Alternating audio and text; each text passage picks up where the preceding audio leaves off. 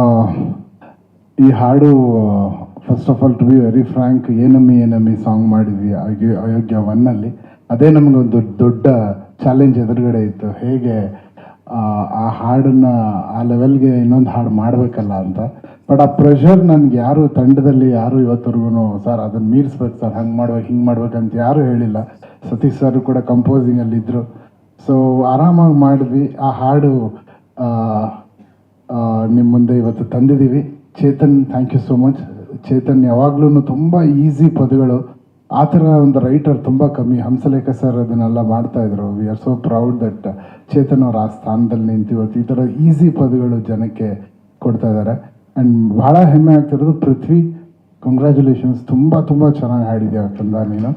ಕನ್ನಡದಲ್ಲಿ ಕನ್ನಡದ singers launch ಮಾಡೋದಕ್ಕೆ ಇಟ್ಸ್ ಅ ಬಿಗ್ ಚಾಲೆಂಜ್. ಯಾಕಂದರೆ ನಾನೇ ಅವಕಾಶ ಕೊಡ್ಬೋದು, ಬಟ್ ಅದಾದಮೇಲೆ ಎಷ್ಟೊಂದು ಜನ ದಾಟುತ್ತದೆ, ಆಡಿಯೋ ಕಂಪ್ನಿಗೆ ಹೋಗುತ್ತೆ, ಎಷ್ಟೊಂದು ಜನ ಕೇಳ್ತಾರೆ.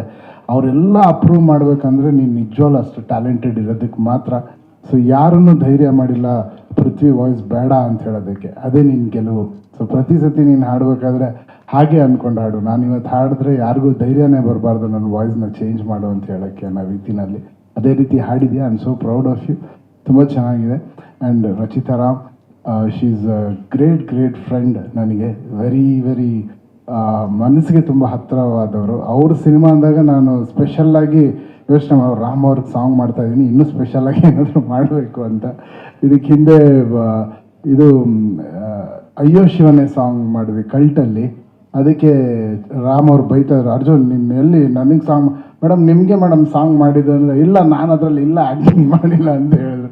ಅಯ್ಯೋ ನಂಗೆ ಗೊತ್ತಿಲ್ಲ, ನೀವೇ ಇರ್ತೀರಾ ಅಂತ ಅಂದ್ಕೊಂಡಿದ್ದೆ ಅಂತ. ಸೊ ಒಂದು ಸ್ಪೆಷಲ್ ಕಾಳಜಿ ಇರುತ್ತೆ ಮೇಡಮ್ ನೀವು ಯಾವಾಗಲೂ ಹಾಡಲ್ಲಿದ್ದಾಗ. And you are looking as cute as all time. ತುಂಬ ಚೆನ್ನಾಗಿ ಕಾಣ್ತಾ ಇದ್ದೀರಾ. And producer sir, thank you ಅವಕಾಶ ಕೊಟ್ಟಿದ್ದಕ್ಕೆ. ಎಲ್ಲರಿಗಿಂತ ಹೆಚ್ಚಾಗಿ ತಮಗೆ ದುಡ್ಡು ತಾಯಿ ಲಕ್ಷ್ಮಿ ಒಲಿಲಿ ನಿಮಗೆ ಅಂತ ನಾನು ಕೇಳ್ಕೊತೀನಿ. ಬಹಳ ಕಷ್ಟಪಟ್ಟು ಪ್ರತಿಯೊಂದು ವಿಷಯನೂ ಮಾಡಿದ್ದೀರಾ. ಆ್ಯಂಡ್ ಯಾರ ಮನಸ್ಸು ನೋಯಿಸದೆ ತುಂಬ ಒಂದು ಸಾಫ್ಟ್ ಸ್ಪೋಕನ್ ಪ್ರೊಡ್ಯೂಸರ್ ನೀವು. ನಿಮಗೆ ಒಳ್ಳೇದಾಗಬೇಕು ಸರ್, ನಿಮ್ಗೆ ಒಳ್ಳೇದಾದರೆ ನಮ್ಮೆಲ್ಲರಿಗೂ ಒಳ್ಳೇದಾಗುತ್ತೆ. ಆ್ಯಂಡ್ ನಿಮ್ಮ ಜೊತೆಯಲ್ಲಿ ಮಹೇಶ್ ಅವರು ಇರೋದು ಒಂದು ದೊಡ್ಡ ಸ್ಟ್ರೆಂತ್. ಬಿಕಾಸ್ ಮಹೇಶ್ ಬಂದು ಎಷ್ಟೇ ಒಂದು ದೊಡ್ಡ ಹಿಟ್ ಕೊಟ್ಟಿರೋ ಡೈರೆಕ್ಟ್ರ್ ಆದ್ರೂ ಈ ಸಿನಿಮಾನು ಅದೇ ರೀತಿ ಮಾಡಬೇಕು, ಪ್ರತಿ ಇಂಚು ಚೆನ್ನಾಗಿ ಬರಬೇಕು ಅಂತ ಹಾಡ್ದು ಅಷ್ಟೇ ಸುಮಾರು ಡಿಸ್ಕಷನ್ ಮಾಡ್ತಿರ್ತೀವಿ. ಇದೆಲ್ಲ ಕೋರಸ್ ಬಂತಲ್ಲ, ಮಕ್ಕಳ ಕೋರಸ್ಸು.